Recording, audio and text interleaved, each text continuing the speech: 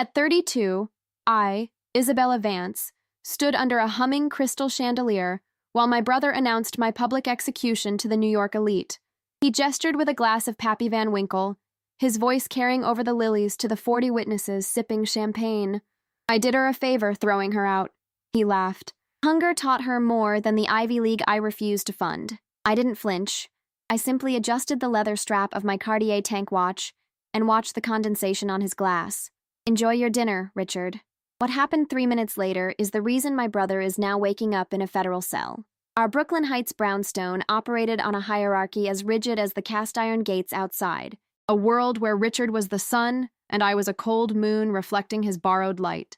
At Sunday dinners, Uncle Arthur and Aunt Martha sat like gilded enablers, their silence purchased by the trust fund dividends Richard managed with a misplaced sense of absolute ownership. I remember the precise arrangement. Richard at the head, the scent of expensive cigars clinging to his wool blazer, and me at the far end, positioned so close to the service door that I could hear the dishwasher's rhythmic thumping. Richard would discuss the $600,000 valuation of family holdings as if I weren't in the room, his eyes never meeting mine even when he demanded the salt. What I didn't understand then was that my forced invisibility was providing a comprehensive education in corporate rating I could never have bought. Richard's internal logic was a fascinating study in self-delusion. He genuinely believed that by stripping my name from the inheritance, he was preserving the Vance legacy for someone more capable.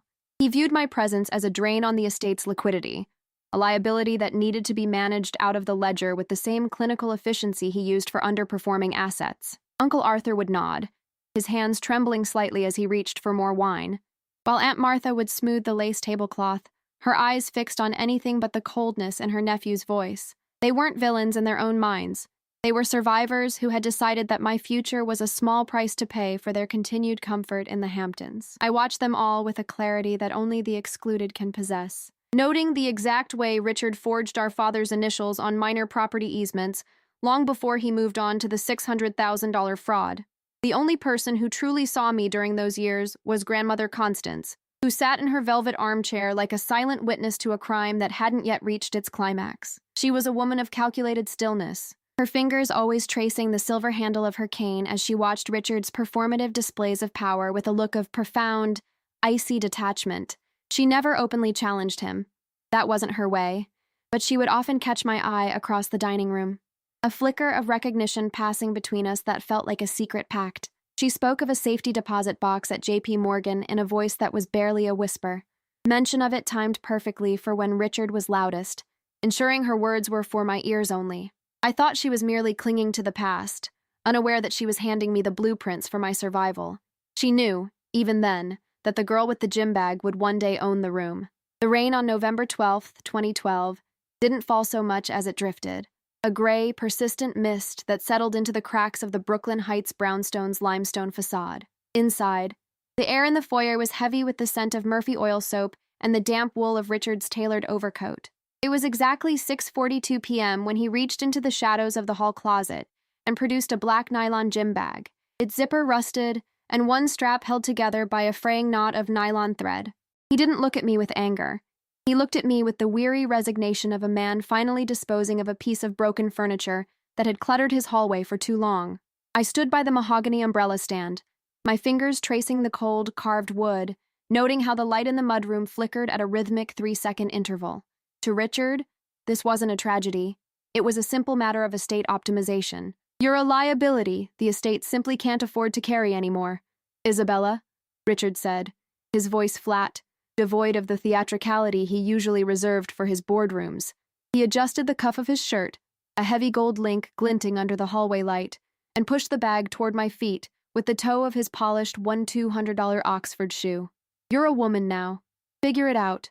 The world isn't a trust fund, and I refuse to let your lack of utility drain the Vance legacy. In the dining room beyond, I could see the silhouettes of Uncle Arthur and Aunt Martha, their heads bowed over plates of braised lamb, the silver clinking against porcelain with a delicate, terrifying precision. They did not look up. They did not offer a coat or a cab fare. I watched the way Richard's jaw remained relaxed, his internal logic so soundly constructed that he truly believed he was performing an act of tough love discipline. I didn't cry. I picked up the bag, noting it weighed exactly 12 pounds, mostly old textbooks and a single change of clothes. I didn't look back as I stepped out onto the sidewalk, the iron gate clicking shut behind me with a finality that echoed through the quiet street. The 6 blocks to the neighbor's house felt like a transition between 2 different lives, my wet shoes squeaking while the cold air burned my lungs. I had exactly $384 in a hidden pocket and no return address. Standing under a flickering streetlight on Pierrepont Street at exactly 7:15 p.m., the decision solidified in my chest like cooling concrete. I would work 3 jobs, I would sleep in 4-hour increments, and I would study until my eyes bled at Columbia. Richard had given me a gym bag and a lesson in cold efficiency. I decided right then that I would return both with interest, starting with my silence. I remember the taste of metallic coffee from the 24-hour deli on 114th Street, a $1.25 necessity that kept my heart racing through 16-hour shifts during those first lean years. Between waitressing at a midtown steakhouse where I dodged the hands of men who looked exactly like Richard, and the data entry jobs that blurred my vision by midnight, I existed in the cold margins of New York. My dormitory was a 6x9 cell, the radiator hissing a rhythmic mocking sequence every 42 seconds like a countdown I was the only one hearing. I studied international finance in the fluorescent glare of the Butler Library, my fingers stained with cheap ink and the faint scent of industrial cleaner. Richard was likely at 21 Club, ordering his third $80 steak, convinced I had dissolved into the city's underbelly like a discarded receipt. What I didn't tell anyone then was that every dollar I saved, exactly $14,280 by the end of my sophomore year, was being funneled into a high-yield brokerage account. The winter of 2015 was a clinical exercise in human endurance, the temperature dropping to a record-breaking 9 degrees while I walked 42 blocks to save the $2.75 subway fare. My shoes, a pair of worn-out loafers with cardboard inserts to block the slush, made a damp, slapping sound on the pavement that I eventually stopped hearing. I was down to my last $48 after paying the tuition gap that Richard's lawyers had specifically blocked from my trust distribution, using a technicality in the estate's bylaws. I sat on a park bench in Morningside Heights, my breath forming crystalline clouds in the moonlight, and for exactly 6 minutes, I considered calling Uncle Arthur to beg for a bridge loan. I had the phone in my hand, my thumb hovering over the dial pad, when the internal camera of my mind replayed the sound of the iron gate clicking shut. I didn't make the call. Instead, I stood up, adjusted my thin coat, and walked back into the library. It was on my 21st birthday, a day I marked with a single 99-cent candle in a blueberry muffin, that the first ghost of Grandmother Constance reappeared in a registered letter. The envelope was heavy, cream-colored bond paper that felt out of place in my cramped apartment, and it contained a single brass key and a notarized authorization. Her handwriting was a precise, sloping script that didn't offer comfort. It offered instructions for a safety deposit box at J.P. Morgan. She had anticipated Richard's maneuverings 3 years before her death, documenting his initial $600,000 fraud with the cold accuracy of a forensic accountant. She hadn't left me a fortune in cash, but she had left me the legal leverage required to dismantle the Vance empire from the inside out. I sat on the floor, the key cold against my palm, and realized that I was no longer a victim of a family exile. I was the primary beneficiary of a long con, orchestrated by a woman who saw everything. I founded Summit Urban Partners from a shared workspace in Tribeca that smelled of recycled air and ambition, using a $50,000 seed fund Grandmother Constance had shielded in a blind trust. I operated through 16 different shell companies, names like Greystone Holdings and Aura Capital, each one a layer of digital armor between my identity and the market. By 2022, I was managing a portfolio of $30,000 in distressed assets, focusing on the specific niche of mezzanine debt that more traditional firms found too volatile to touch. I became a ghost in the real estate world, a silent partner who spoke through wire transfers and ironclad non-disclosure agreements. While Richard was busy being photographed for Manhattan Modern in his mahogany-paneled office, I was acquiring the underlying land leases of the very buildings he claimed to own. My first major purchase was a vintage Cartier tank watch, its ticking so quiet it was almost imperceptible, a constant reminder that precision is the only currency.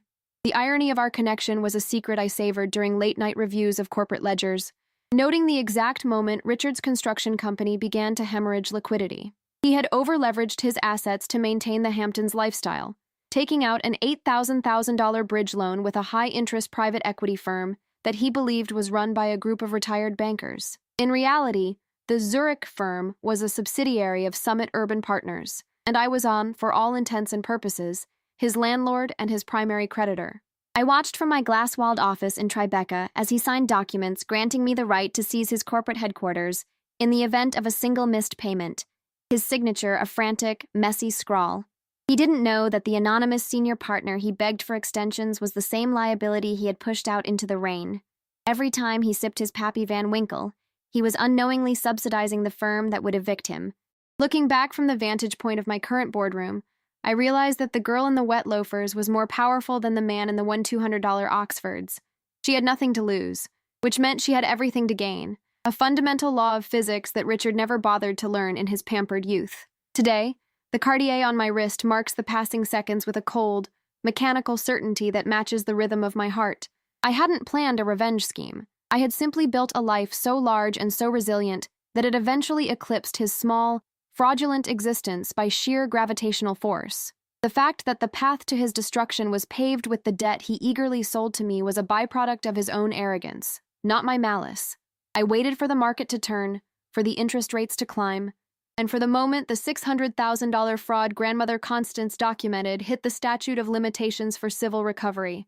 The air at the Stade, Blue Horizon benefit in Southampton smelled of expensive sunscreen and salt air, a $5,000 a plate charity event where the elite gathered to perform a choreographed version of generosity. Richard was in his element, wearing a $4,000 Brioni suit that strained slightly at the buttons, his face flushed with the third glass of Pappy Van Winkle bourbon. I stood by the stone balustrade, my vintage Cartier tank watch indicating precisely 8:22 p.m., watching the way the candlelight flickered against the heavy silverware with a clinical, detached interest. Uncle Arthur was there too, laughing at a joke he clearly didn't understand, his hand trembling as he adjusted his silk tie with a nervous, practiced twitch. The socialites drifted like expensive ghosts through the humid evening, their diamonds catching the light with a brilliance that matched the growing coldness in my chest. I had spent 12 years preparing for this specific trajectory, but as the night unfolded, I felt a shift in the atmosphere. Richard's voice suddenly cut through the ambient murmur of the string quartet like a jagged blade through silk, his tone carrying that familiar, wet arrogance that always preceded a public execution. He was holding court near the dessert table, gesturing toward me with a gold-rimmed glass as if I were a curious museum exhibit rather than his own sister. "Isabella has always been our little project in resilience," he announced to a circle of nodding investors, his eyes gleaming with a performative pity that made my skin crawl with its sheer insincerity. He recounted the story of the nylon gym bag as if it were an act of profound brotherly wisdom, a character-building exercise that had saved me from the decadence of the Vance name. I watched the way his throat moved when he laughed, noting the precise angle of his head. He truly believed his cruelty was a gift he had bestowed upon me for my own benefit. The circle offered hollow chuckles. I didn't move a single muscle, my posture as rigid and unforgiving as the limestone pillars behind me, my breathing measured at a steady 14 breaths per minute. Inside, however, the silence I had cultivated like a protective garden for over a decade began to feel like a shroud, a heavy, suffocating weight that threatened to crush my lungs. Every word Richard uttered was a data point in a ledger of grievances I had already finalized. Yet hearing him monetize my trauma for social capital felt like a physical violation. I looked at my hands, resting lightly on the cold stone of the balustrade, and noticed they weren't shaking. Instead, they felt charged with a terrifying, kinetic potentiality. I was no longer the girl in the wet loafers standing under a Pierrepont Street streetlight. I was the senior partner of Summit Urban Partners, the woman who held his $8 million debt in her digital palm. The contrast between his perception and my reality was a gap wide enough. Aunt Martha approached me then, her footsteps muffled by the thick Persian rug, her hand reaching out to pat my arm with a gesture that felt like cold, expensive grease. She leaned in close, the scent of Chanel No. 5 and gin-soaked olives trailing her like a shadow, her voice a hushed, conspiratorial whisper that sought to bind me to her cowardice. "Don't mind him, dear. He's just had a bit too much to drink, and you know how he gets about the family legacy," she said, her eyes never meeting mine as she adjusted her pearls. She was smoothing over the inexcusable with the practiced ease of a woman who had spent 40 years burying the truth under layers of expensive lace. She didn't ask how I had survived those 3 jobs or how I had paid for Columbia. She only cared that I didn't make a scene that might disrupt the delicate social ecosystem of the benefit. Her complicity was a silent pact. The breaking point arrived at 8:47 p.m. when Richard Yeo, emboldened by the silent approval of the room, decided to push the boundary of his own internal logic into the realm of total absurdity. He pulled a crumpled document from his pocket, a copy of a minor property easement I recognized immediately from my forensic audits of the Brooklyn Heights estate. "I'm thinking of selling the old carriage house," he declared, his voice rising to ensure every influential ear in the vicinity was listening to his latest shrewd move. "Isabella here probably thinks she has a claim, but as I told the lawyers, she was liquidated from the Vance portfolio years ago for lack of performance." The mention of the carriage house, the place where Grandmother Constance had kept her private garden, and where I had spent my only happy childhood hours, hit me with a physical force. It wasn't just about the money, it was about the systematic erasure of my only ally. The sounds of the party began to distort, the clinking of ice against crystal sharpening into a high-pitched ringing that vibrated in my teeth, while the scent of the lilies turned cloyingly sweet.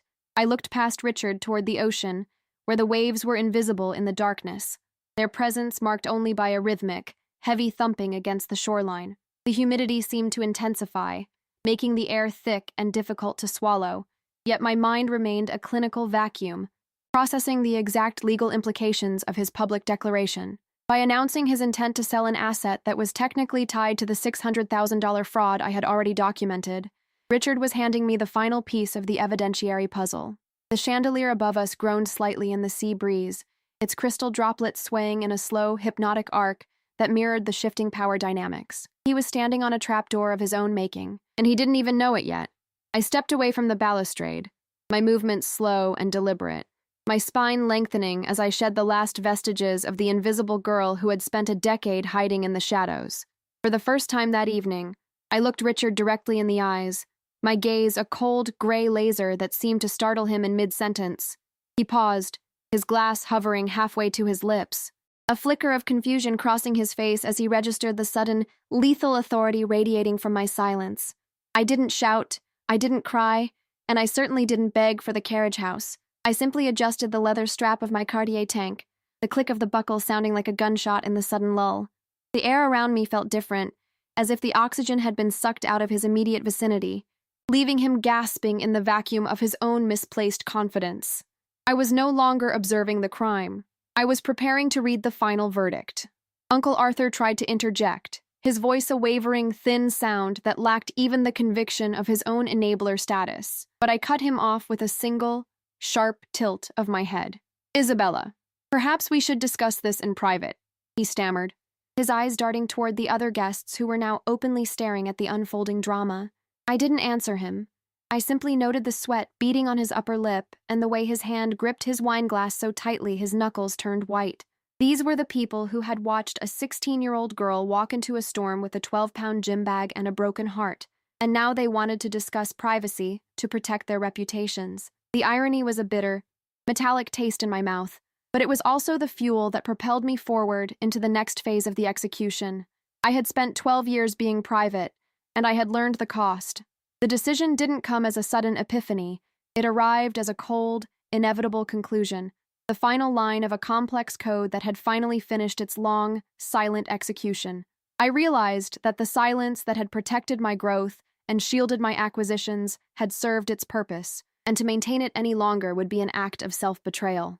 Richard was still talking, his words a desperate attempt to regain control of the narrative, but they were nothing more than background noise to the rhythmic ticking of the watch on my wrist. I felt a strange, detached sense of peace, the kind of stillness that exists at the center of a hurricane before the eye wall hits with its full, destructive force. I knew exactly which phone calls I would make at 9 a.m. Monday, which wire transfers would be initiated, and which legal servers would be dispatched to the house. The balance was broken, and I was finally ready to let it fall. I turned and walked toward the exit, my heels clicking against the marble floor with a rhythmic, measured precision that commanded the attention of everyone in the ballroom. I didn't look back at Richard, who was now shouting something about loyalty and the Vance name, his voice cracking under the weight of his own growing panic. I didn't look back at the enablers or the socialites or the expensive ghosts. I simply walked through the double mahogany doors into the cool, dark night of the Hamptons. Behind me, the Blue Horizon benefit continued its performative dance, but the music sounded hollow and the light felt dim, a dying star in a galaxy I had already outgrown. As I reached my car, The scent of the ocean air finally felt clean again, a sharp contrast to the suffocating artifice of the ballroom I had left behind. The revelation was coming, and for the first time in 14 years, I was no longer afraid of the dark. At precisely 9:27 p.m., the double-height doors of the Hamptons ballroom didn't open for another tray of lobster canapes, but for a man in a navy windbreaker that smelled of wet asphalt and industrial printer ink. He moved through the sea of silk and cashmere with a functional, nice, unhurried gait that immediately silenced the string quartet, his eyes scanning the room until they locked onto Richard's flushed face. Richard was mid-sentence, his $80 glass of Pappy Van Winkle frozen at a 45-degree angle, as the man produced a manila envelope sealed with the blue stamp of the New York Surrogates Court. The guests, those high society vultures who lived for the scent of a fresh carcass, stepped back in a synchronized wave, creating a sterile corridor between the pretender and the law. I watched the way the light caught the server's silver badge, a clinical flash that signaled the exact moment the Vance family's carefully curated fiction began to unravel in front of everyone who mattered. Richard's fingers fumbled with the seal, his movements clumsy from the bourbon and the sudden, sharp drop in the room's temperature. As he pulled out the documents, I could see the header from 20 feet away, a notice of default and a summons for grand larceny related to the 2012 forgery of our father's power of attorney. The $600,000 he had pocketed from the illegal sale of the Brooklyn Heights carriage house wasn't just a family secret anymore. It was a matter of public record, supported by a forensic audit that traced every cent to his personal offshore accounts. He tried to laugh, that wet, desperate sound I had heard 1,000 times, but his throat seized, and the sound died like a trapped bird. The documents detailed how the very ground we were standing on had been seized for debt defaults. The $8,000 bridge loan he thought was a lifeline having been systematically called in by an entity he didn't recognize. "There must be a mistake," Richard stammered, his voice thin and reedy, stripped of the booming authority that had once filled our Sunday dinners. He looked toward Uncle Arthur, but for the first time in 40 years, the family enabler didn't move to protect him. Instead, Arthur adjusted his silk tie and stepped deeper into the shadows near the bar, his loyalty ending precisely where the legal liability began. Richard's eyes finally found mine, searching for the sister he had discarded. But he didn't find a victim. He found the senior partner of Summit Urban Partners. I let the silence stretch for exactly 12 seconds, the ticking of my Cartier tank the only sound in the vacuum. I watched him realize that the Zurich firm he had begged for extensions was actually my creation, a $30,000 empire built on the very hunger he had mocked only an hour before. The house he claimed to own was now officially an asset on my balance sheet. The transition was absolute, a clinical inversion of status that left Richard standing in the center of the ballroom like an intruder in his own life. Aunt Martha's hand, which had been patting my arm only minutes ago, retracted as if I were made of live voltage, her eyes fixed on the legal summons with a look of pure, self-preserving horror. Richard's Brioni suit seemed to lose its structure, sagging around his shoulders as the internal logic he had used to justify his cruelty for 14 years collapsed under the weight of the evidence. He wasn't a patriarch protecting a legacy. He was a thief who had been caught by the very person he believed lacked utility. I noticed a single drop of sweat travel from his hairline to his collar, a slow, rhythmic descent that marked the end of his reign. The guests began to whisper, a dry, rustling sound that signaled the immediate social death of the man who had just lost everything. I reached into the shadow of the buffet table and produced a black nylon gym bag, its zipper rusted and its single strap held together by a fraying knot of nylon thread. It was the exact bag he had pushed toward my feet in the rain 14 years ago, preserved in a climate-controlled vault as a reminder of the cost of admission. I stepped forward, my movements measured and precise, and placed it on the mahogany table right next to his half-empty bottle of Pappy Van Winkle. "I kept the one you gave me at 16, Richard," I said, my voice as flat and cold as the winter ocean outside. "I brought you a matching one so you wouldn't feel the lack of a family tradition." I didn't shout, and I didn't need to. The visual of that cheap 12-pound bag sitting on the expensive mahogany was a more devastating indictment than any scream could ever have been. The room watched in a paralyzed trance as I explained the finality of the situation, noting that the J.P. Morgan safety deposit box Grandmother Constance had secured contained more than just a will. It held the original, unforged documents he thought he had destroyed. She had seen his greed before I was even born, documenting the initial $600,000 fraud with the precision of a woman who knew that justice is a dish best served with a long-term interest rate. Summit Urban Partners had officially completed the acquisition of all Vance holdings at 4:00 p.m. that afternoon, and the sheriff was already stationed at the gate to ensure the transfer of property was orderly. Richard looked at the bag, then at me, his mouth opening and closing in a rhythmic, silent protest that no one cared to hear.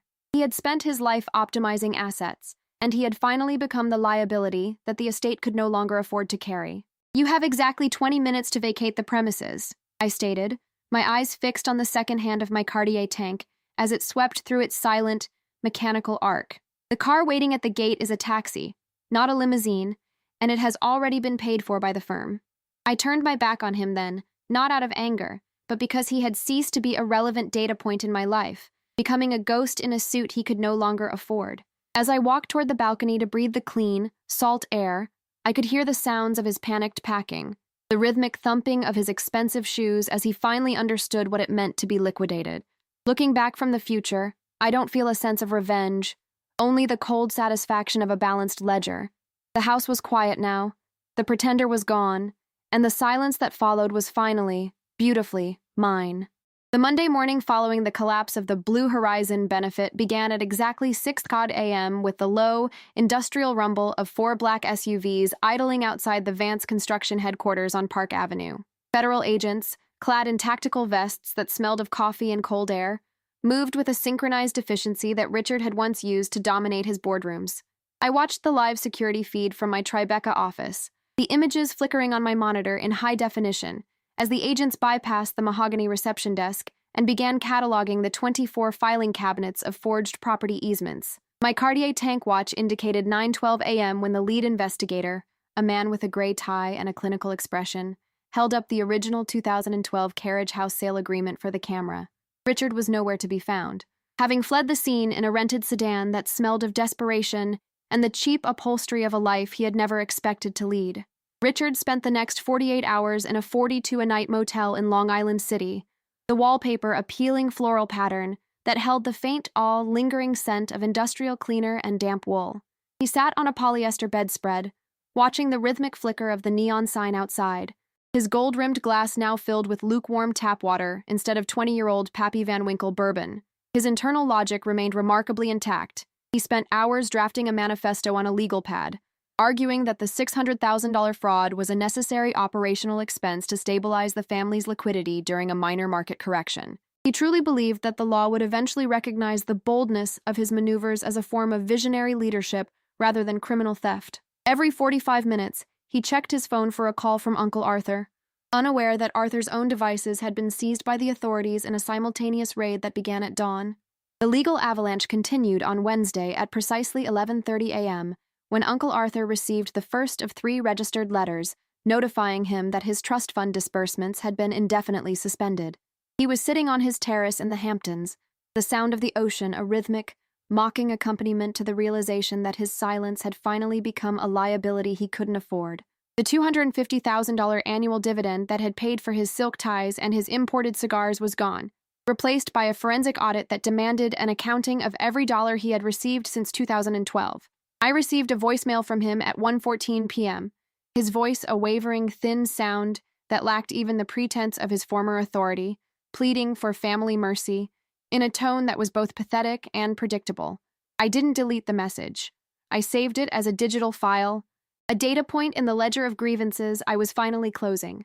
Aunt Martha attempted a different strategy on Friday, arriving at the lobby of Summit Urban Partners at 2:14 p.m. with a bouquet of white peonies and a perfume that smelled of expensive gin and calculated regret.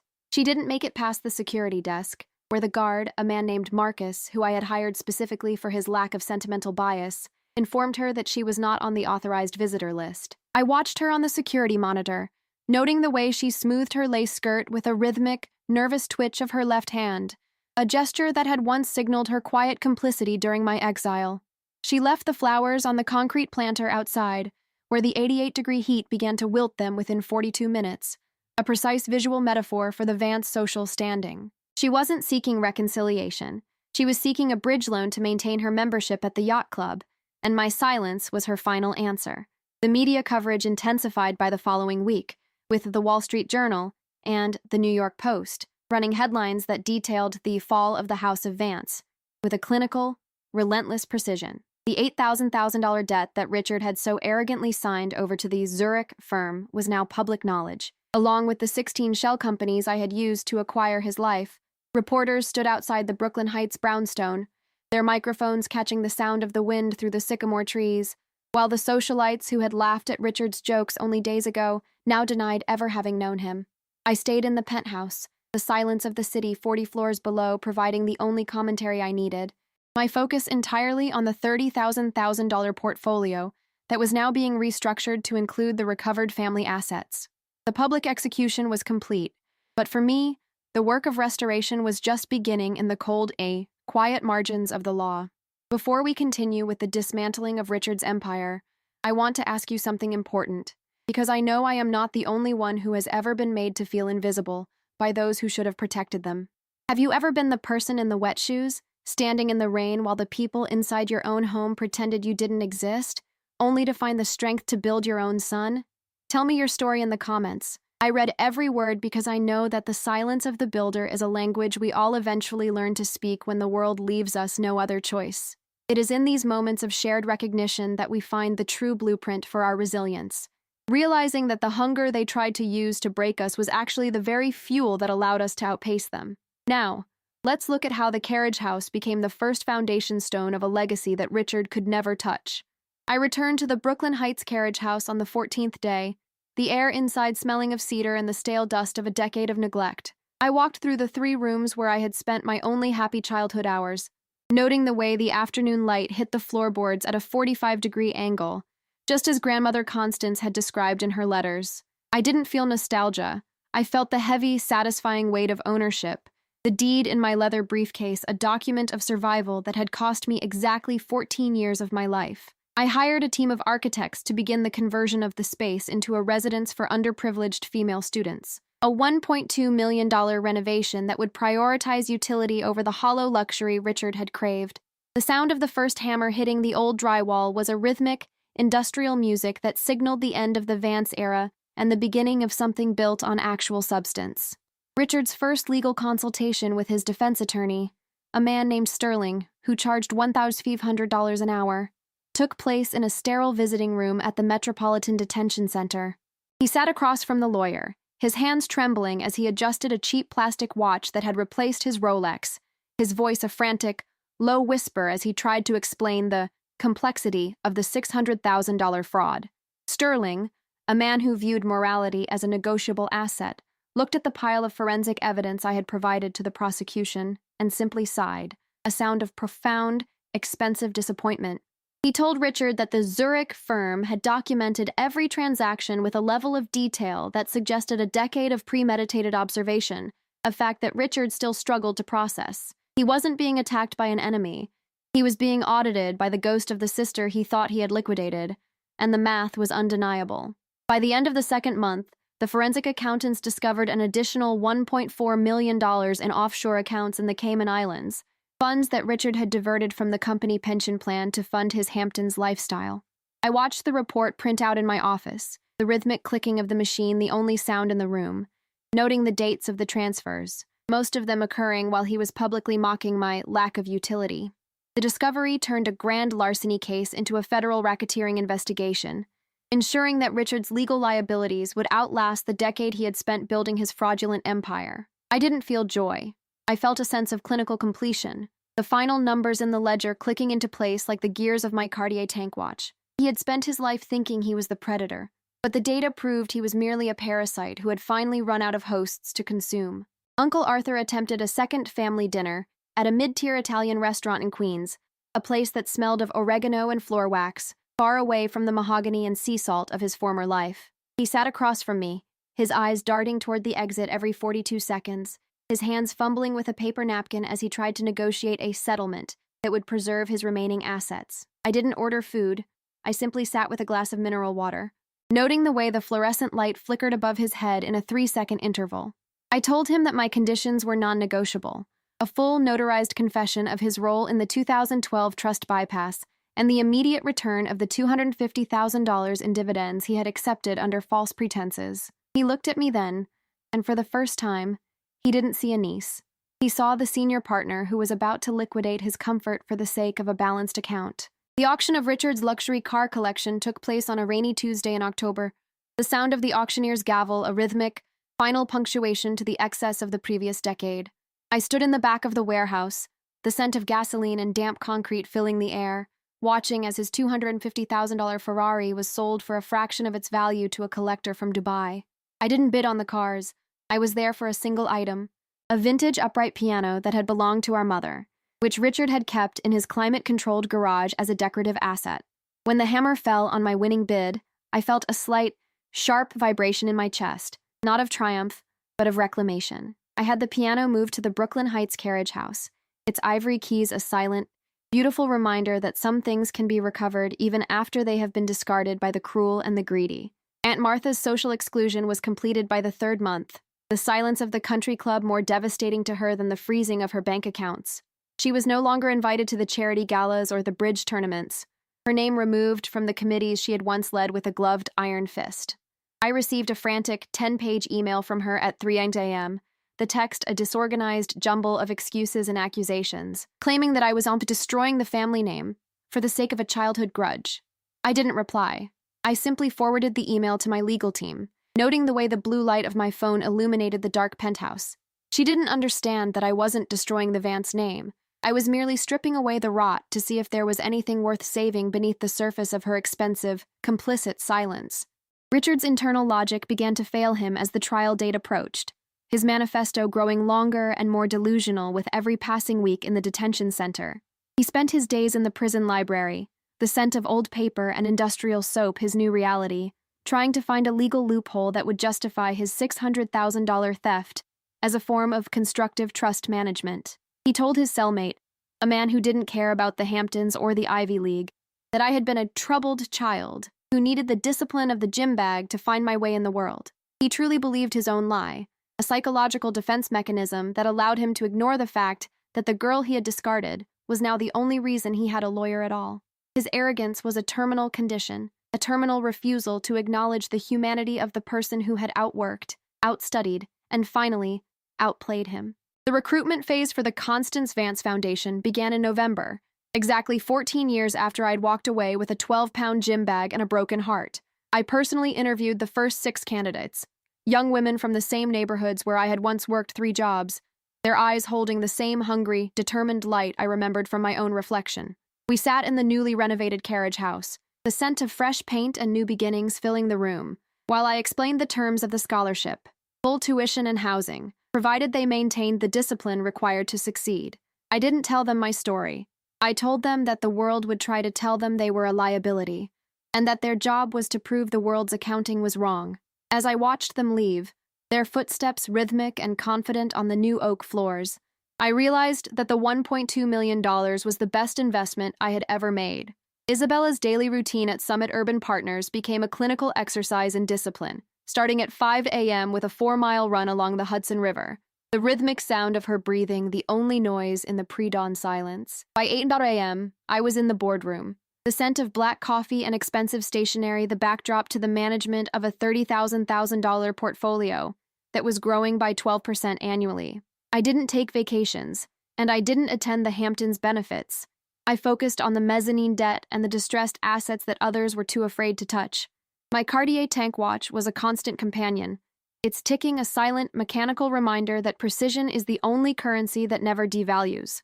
I was no longer the girl in the wet loafers, but the woman who had built a life so large and so resilient that it eventually eclipsed the small, fraudulent existence of the brother who had tried to erase her. The deposition of the family accountant, Mr. Henderson, took place in a windowless room on the 42nd floor of the Federal Building, the scent of old files and ozone filling the cramped space. He was a man of 84 years who had served the Vance family for 4 decades, his hands trembling as he adjusted his spectacles and looked at the 2012 ledger I had provided. He admitted under oath that Richard had pressured him to sign the forged power of attorney, using a $50,000 bonus that was actually a bribe to secure his silence. As he spoke, I watched the court reporter's fingers move with a rhythmic, mechanical precision, documenting the final betrayal that had cost me my inheritance and my home. Mr. Henderson didn't look at me. He looked at the floor, his shame a palpable, heavy weight in the room, while I noted the exact second the confession was finalized in the transcript. As we watched the final pieces of the Vance estate being converted into a legacy of actual utility, I'm curious to know what justice looks like in your own life's narrative. Does it arrive as a loud, public triumph? Or is it a quiet morning in a garden where the only sound is the wind in the trees and the knowledge that you finally, irrevocably, belong to yourself? Share your thoughts below, because your perspective is the final layer of this story, the human evidence that proves that being underestimated is often the greatest strategic advantage we will ever possess. We are building a community of survivors who have learned that power isn't something given at a Sunday dinner, but something forged in the 16-hour shifts and the 6x9 dormitory cells. The next chapter of this reconstruction is about more than just buildings. It is about the moment the liability finally understands that the game has ended and the ledger is balanced. Richard's physical health began to decline under the stress of the impending trial, his face turning a sallow, gray color that no amount of expensive tailoring could hide. He was moved to the medical wing of the detention center at 3:14 a.m. on a Tuesday, the scent of antiseptic and stale air a sharp contrast to the lilies and sea salt of his former life. I received the medical report from my private investigators, noting the elevated cortisol levels and the rhythmic, irregular heartbeat that indicated a body finally collapsing under the weight of its own secrets. He spent his days staring at the ceiling, his mind likely replaying the moment the iron gate clicked shut in Brooklyn Heights, perhaps finally realizing that the silence he had imposed on me was now the very thing that was suffocating him. I didn't feel pity. I felt a sense of clinical observation, the natural consequences of a life built on the exploitation of others. The 30-day notice for Uncle Arthur to vacate his subsidized apartment in the city was delivered by a courier at 9 a.m. on a Friday. The sound of the doorbell a final idabal, mocking intrusion into his diminished life. He had spent the last 3 months trying to sell his remaining furniture on an online marketplace, the scent of his expensive cigars replaced by the smell of cheap takeout and industrial-grade air freshener. He had no more trust fund, no more yacht club membership, and no more sister to hide behind. He was just a man in a polyester suit who had finally run out of enablers. I watched from my car as he carried a single cardboard box toward a waiting taxi, his movements slow and defeated, his eyes never meeting the gaze of the neighbors who had once bowed to his authority. He had chosen the wrong side of the ledger, and the market had finally corrected his position to zero. I visited Grandmother Constance's grave on the 3rd anniversary of her death, the air in the cemetery cool and still, the scent of damp grass and pine needles filling my lungs. I stood by the granite headstone, the name Constance Vance, carved in a precise, elegant font that matched the woman she had been, and placed a single white lily on the stone.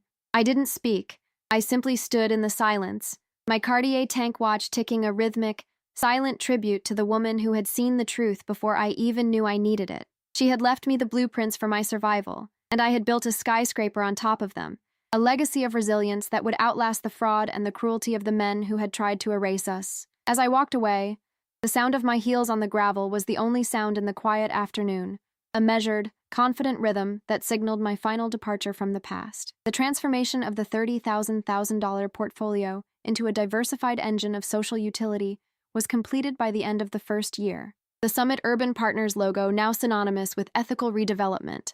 We had acquired 4 more properties in distressed neighborhoods, converting them into affordable housing and community centers that prioritized the needs of the many over the greed of the few.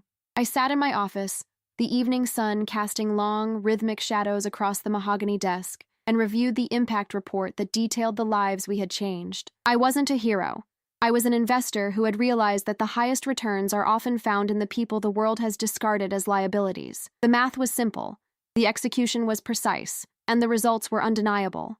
A clinical victory for the girl who had once stood in the rain with nothing but a nylon gym bag. Richard's final plea before the trial started was delivered by his lawyer at 4:45 p.m. on a Thursday, a desperate attempt to avoid the 20-year sentence that the prosecution was seeking. He offered to return the remaining $1.4 million in offshore funds in exchange for a suspended sentence and a lifetime ban from the real estate industry, his voice a wavering, thin sound on the recorded deposition. I listened to the recording in my office, noting the way his breath hitched every 42 seconds, a rhythmic sign of a man who was finally, truly, afraid of the darkness he had created.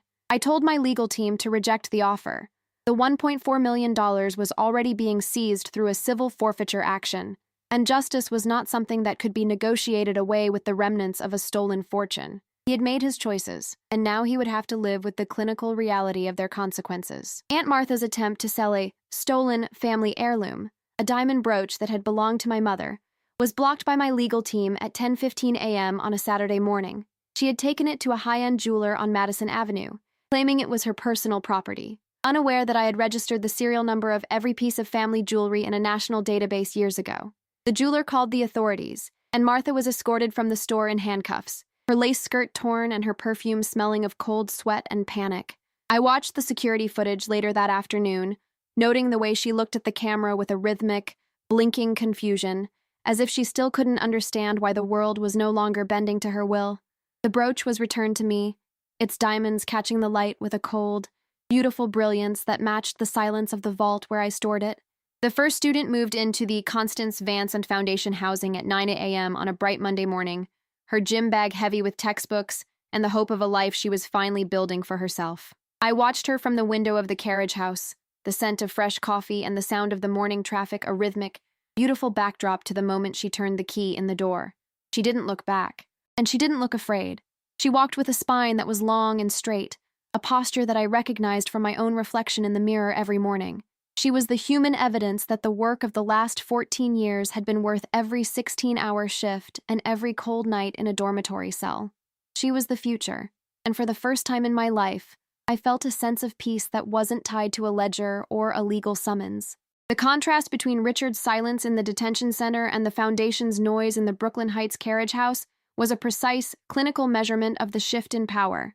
He spent his days in a 6x9 cell, the rhythmic dripping of a leaky faucet, the only accompaniment to his growing isolation, while the students in the Foundation spent their days studying for the futures he had tried to deny them. The house was full of the sound of laughter and the clinking of coffee mugs, a vibrant, living energy that had replaced the cold artifice of the Vance family dinners.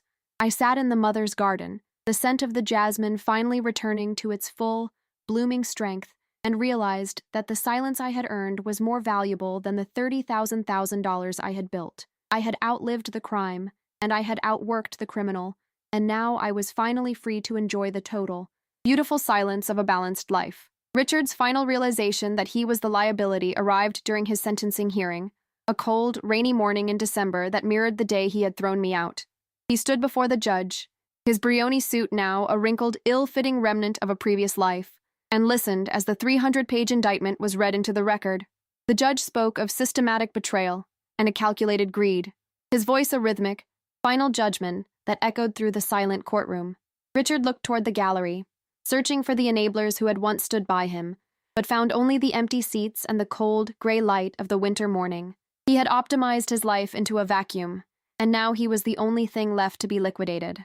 I watched him being led away, the sound of the handcuffs clicking shut a rhythmic, final punctuation to the Vance family story. The weeks and months following the sentencing were narrated by the media as the final closing of the Vance chapter, but for me, they were the beginning of a life that was finally mine.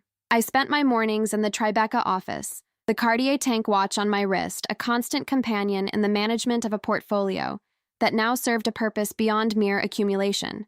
I spent my evenings in the Brooklyn Heights garden, the sound of the students' voices a rhythmic, beautiful reminder that the hunger Richard had mocked was actually the greatest gift he had ever given me.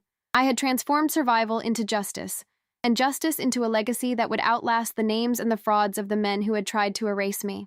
I sat in the total, earned silence of the evening, the scent of the ocean air clean and cold, and finally, for the first time in 14 years, I let out a breath I hadn't known I was holding. The mahogany lid of my mother's upright piano reflects the morning light at a precise 60-degree angle, a silent witness to the reconstruction of a legacy that Richard Vance once tried to liquidate for the price of a Hamptons dinner. I sit in the garden room of the Brooklyn Heights carriage house at exactly 7:14 a.m., noting the way the humidity of the morning jasmine clings to the window panes in a rhythmic, translucent pattern. The ticking of my vintage Cartier tank watch is the only sound, a cold, mechanical heartbeat that no longer races with the desperate adrenaline of survival, but pulses with the steady rhythm of absolute ownership. Across the city, in a federal facility that smells of industrial soap and recycled air, Richard is currently waking up to the sound of a buzzer, a reality that exists exactly 12 miles away from this room. I adjust the lace cuff of my silk robe, feeling the weight of the fabric, a tactile reminder that I no longer have to wear the armor of a corporate raider to feel safe. This stillness is a balanced account, a ledger where every grievance has been settled with the clinical precision of a woman who learned to wait for the market to turn. My morning coffee is served in a porcelain cup that costs exactly $82, a functional luxury that tastes of nothing but the high-altitude beans and the filtered water I now take for granted. I do not check the financial news or the status of the $30,000 portfolio until the clock strikes 9 a.m. A self-imposed discipline of presence that I earned through 14 years of hypervigilant observation in the cold margins of New York. From the floor above, I can hear the occasional, muffled sound of a chair being moved. The rhythmic evidence of the 6 students who are currently building their futures on the foundation, I reclaimed from the Vance rot. A sparrow lands on the stone balustrade, its head tilting at a 3-second interval as it surveys the garden where Grandmother Constance once sat, watching the crime unfold with the detached clarity I now share. There is no performative triumph in this state of being, only the factual reality of a life that was built brick by brick, while the world was busy looking the other way. Richard's physical health continues to decline in the medical wing of the detention facility, his body finally responding to the years of toxic arrogance and the sudden withdrawal from the lifestyle he stole. I receive the medical updates at 4 p.m. every Friday, a clinical data point in the management of the family's remaining liabilities that I process with the same detachment I use for property tax assessments. He spends his hours staring at the gray concrete ceiling, his mind likely replaying the moment the iron gate clicked shut in Brooklyn Heights, perhaps finally realizing that the hunger he mocked was the thing that made me indestructible. He is no longer a predator or a CEO, but a patient in a government gown, his existence reduced to the rhythmic beep of a monitor that measures a heart he never bothered to use for anything but greed. The $600,000 fraud that he thought was his masterpiece has become his gravestone, a legal monument to the fact that he never understood the true cost of the legacy he tried to dismantle. Aunt Martha and Uncle Arthur have settled into a cramped 2-bedroom apartment in a neighborhood they once described as untenable, their days spent navigating the rhythmic, noisy reality of a life without trust funds or social standing. I occasionally see their names in the legal briefs as they fight to keep the few personal assets that weren't seized during the forensic audit of the Brooklyn Heights estate. They have become the ghosts of the Hamptons, people whose names are whispered only as cautionary tales of what happens when complicity meets a balanced ledger. Martha still smooths her lace skirts with that rhythmic, nervous twitch. But there are no more galas to attend, and no more pearls to adjust in the mirrors of the benefit. They chose the side of the pretender because it was comfortable, and now they must live with the clinical reality that their comfort was a debt that has finally been called in by the very girl they tried to erase. The J.P. Morgan safety deposit box that Grandmother Constance secured so many years ago remains empty now, its purpose fulfilled, and its secrets converted into the legal bedrock of my current existence. I often think of her silent detachment during those Sunday dinners, realizing that her stillness was a form of architectural planning for a building that wouldn't be finished until long after she was gone. She didn't leave me a fortune in cash. She left me the forensic evidence of a crime that was still in progress, a strategic legacy that required my own hunger to activate. This realization is a clinical comfort, a data point that proves that love isn't always a warm embrace. Sometimes, it is a locked box and a notarized authorization for a 16-year-old girl who doesn't yet know she is a builder. The inheritance I reclaimed wasn't just $30,000. It was the right to define the Vance name on my own terms, free from the fraud and the noise of the pretenders. The black nylon gym bag that Richard pushed toward my feet 14 years ago now sits in a glass display case in the library of the carriage house, a 12-pound relic of a previous life. It is the first thing the students see when they enter the foundation, a clinical reminder that utility is not something that can be granted by others, but something that is forged in the cold margins of survival. I look at it every evening before I close the library doors, noting the way the frayed nylon strap catches the light, a visual metaphor for a life that was almost broken, but was instead reinforced with the steel of a powerhouse empire. The bag isn't a trophy of revenge, it is a document of physics, a proof that the more you try to compress a resilient object, the more explosive its eventual expansion will be. Richard thought he was disposing of a liability, but he was actually launching the very force that would eventually liquidate his own fraudulent reality. For those of you watching this from the shadows of your own exile, standing under a flickering streetlight with a 12-pound gym bag and a heart that feels like cooling concrete, understand that the silence of the builder is the most dangerous variable in any equation of power. The people who underestimate you because you lack utility in their immediate ledger are actually handing you the greatest strategic gift imaginable, the freedom to grow without observation. You do not need to scream for recognition, and you certainly do not need to plan for a petty revenge that only serves to keep you tethered to the trauma of the past. You simply need to document the truth, study the blueprints of the house they think they own, and build a reality so large and so resilient that it eventually eclipses their small-ish, fraudulent existences by sheer gravitational force. Justice isn't a theatrical event that you have to stage. It is a clinical byproduct of refusing to stay small, the final result of a balanced account. I am no longer the invisible girl standing by the service door, but the woman who owns the room and the silence that fills it, a transformation that was as much about accounting as it was about character. My life is a balanced ledger now, a story of reclamation that started with a rainy night in November and ended with a garden full of blooming jasmine and the rhythmic music of a mother's piano. I have shown you how I turned hunger into a $30,000 empire and a gym bag into a legacy of measurable utility. But now I want to hear about the moment your own silence became your most lethal weapon. When did you stop trying to convince the pretenders that you were worth their attention and start building the evidence of a worth they could never afford? Share your journey in the comments below, because every word you write proves the builders always outlast the noise. What was the specific moment you realized that the hunger they used to break you was the fuel you needed to win?